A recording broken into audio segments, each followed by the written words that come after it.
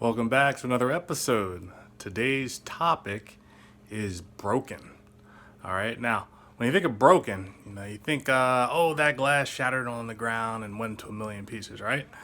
And you can physically tell that it's broken just based on what happened. It fell, you heard a big sound, you saw the pieces on the floor, right? So when something's broken, the way I'm looking at it is that's one example, but we don't always know when something is broken. We might have to do a little bit more digging. Maybe we don't hear a loud sound, maybe we don't see a bunch of different pieces, but we can tell when we observe something if it's doing what it was physically designed to do. So, definition, my definition of broken, when something does not work properly. If that's the case, I would consider it's broken. And I'm going to go through a few different examples to actually show you what can be broken and why, just based on it not working properly. And that way you'll get a better idea of what I'm speaking to. So most of the stuff that I'm going to be talking about today is going to really be referencing systems. I'm a systems guy. That's how I went through college and how I essentially understand the world. And I think it's best explained within a system, because the nice thing about a system is if there's something broken with it, you can create a new system, you can change out a part, redesign how that system actually works. And so I think there's a lot of flexibility with that. And the way that we actually think and live our lives, everything's in patterns. So patterns, believe it or not, are systems, and that's something that we can actually change for ourselves in our best interest. So first question I would usually ask if something is working properly or not is, do you know how it actually is supposed to work in the first place? That is the first insight.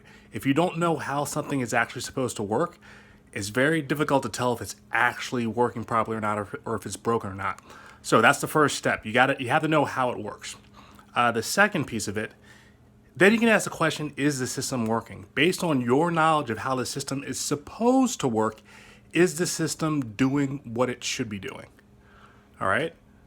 Third question, if the system isn't working the way it's supposed to, or maybe even if it is, are you able to fix it or make it better? And as an engineer, I'm always thinking of ways to make things better. So that includes any projects that I'm working on. That includes my mindset and how I deal with the challenges that face me every day. How can I do this better? How can I make a more efficient solution? I'm always looking to improve with that. So some examples to make it a little bit clearer. So just the other day, I went to pump gas at a gas station at Costco, and prices these days are super low. I think I filled up at $1.79, and as I got to the pump, I put the pump in the tank, and I squeezed the handle, and a little bit of gas came out, and then click, it stopped. And I'm scratching my head and thinking to myself, I know the tank in my car is not full, so that shouldn't have happened. So let me try this again. Pulled the handle, a little bit came out, click. So I'm thinking to myself, all right, this is definitely a problem, because most of the gas stations I go to, when I actually use the pump, I can just pull it up once, put that little latch down, and it just goes until everything fills up. And I don't even have to touch it anymore. But every time I squeezed the handle, it clicked and it stopped. And I'm just like, this is really, really annoying. Not super efficient use of my time. So I actually called an attendant over. And the attendant said, oh, they're new pumps. Maybe you're not using it properly. So then he came over and he put the pump in the car. And he's like, oh, you have to make sure you lift the nozzle here. And he had the same issue that I did. So I'm thinking to myself, okay, you have new equipment here, but it's not working the way it's supposed to. And for the very reason that you're here pumping my gas, as it clicks every few seconds, he's literally standing there for about 5 or 10 minutes pumping gas for me. And I'm thinking to myself, that's broken. That is not supposed to work that way. If at one point I could fill my gas tank in maybe 3 or 4 minutes, and now it's taking me 10 or 15 minutes to do the same task, I've taken a step back in time. That's not what I was looking to do. So that's an example where a gas pump was not functioning properly.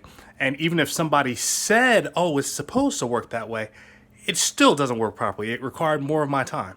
So I can tell that was broken. Now, also had the good luck of having some issues with my computers this week. I had one computer. I've had a Mac for probably about the last 8 years. They're built extremely well. Well, my laptop all of a sudden starts having graphics issues, where I got a blue screen of death, which is not very common on a Mac. So I got a blue screen of death. Just all sorts of weird things are happening. I'm gonna have to get that fixed. So I know that does not work properly. It has not had that behavior in the past. It prohibits and prevents me from doing what I need to do. So that is broken. I need to get it fixed. Other systems. So some things may not be as obvious. The gas station with the pump, okay. The computer with all of a sudden the blue screen of death and stuff just not working right, okay. What about our education system? Now, some folks may argue, oh, our education system's great. We're in a great school system and everything's working, according to plan, and my kids are getting the education that I want them to. And that's great. Some folks may feel that way. Me personally, I didn't understand how broken the education system was until I got a different perspective and I got to see all the things that aren't covered within the education system. And I think there's certain things that should be, but they're not. And the unfortunate thing is, if it's not covered in school and it's not covered in home, when and where do you actually learn about it? And the big flag for me was finance. When I started learning about finance, financial literacy, I started realizing all the things that I was never taught in school. That all of a sudden I'm in my 30s learning about now, and I'm thinking like, that would have been so powerful to learn about when I was in school. So why didn't I? And if anything, I've learned it's a cycle, right?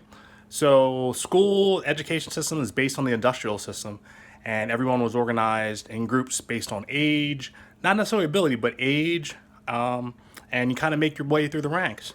And at a certain age, you're supposed to know certain things. And you kind of go off and into the world. And the whole idea is, well, you've been trained the same way that everyone else has been trained, supposedly. And you should be able to function as a upstanding member in society, right? Well, there's a lot of things that are not taught in school. And so for that reason, even though it may not seem obvious, as soon as you start getting introduced to the challenges and the problems that people have in the world after they leave school, you start recognizing that there's certain things that if they were taught that in school, they most likely would be in a better position. So, in that sense, the education system is broken. I had a lot more content about that, but again, just wanted to sort of touch on that as far as something that can be broken. And again, it may not have obvious signs, but if you know what to look for, you can tell that maybe it is in fact broken. Now, in the case of the gas station and the computer, it's not something that's obvious. And in addition, it may be design. We have a very outdated system. So when I refer to it as broken, I'm also incorporating the whole idea of being outdated or extinct or archaic. It just requires change. So the whole presentation on broken today is something that we can fix or make better, or that we can change. And then last but not least, government. I know there's a lot of challenges there. I don't have to really go over too much for folks to voice their views on what's happening within the government right now. But that is probably the biggest melting pot of just all the various things that are happening, because you can see both sides just on every issue. But not to belabor that point, to talk about my own story. My own story has been focused on personal development. And if you caught my last video, you will know how important perspective is in order to grow and to mature. And I value that even more than money, than knowledge, and even productivity. And anyone who knows me knows I don't stop moving, I don't stop working, but it's something that I love to do. But perspective is something that's so important that once you gain that perspective on any topic, you almost have to take a step back or a seat and just really think about how big of a moment that was. And for me, I like to create TNT moments, or teaching, nurturing, and transforming other people so that they actually had that boom moment themselves. So with that, the biggest thing that you need to recognize is that you are so much more powerful than you may believe. And if anything, when I went through my own journey of personal development, I didn't realize how much I didn't know. And believe it or not, as I started filling those gaps, I may have seen the world as broken, but believe it or not, it was inside myself where there were just gaps. And if anything, I was broken, right?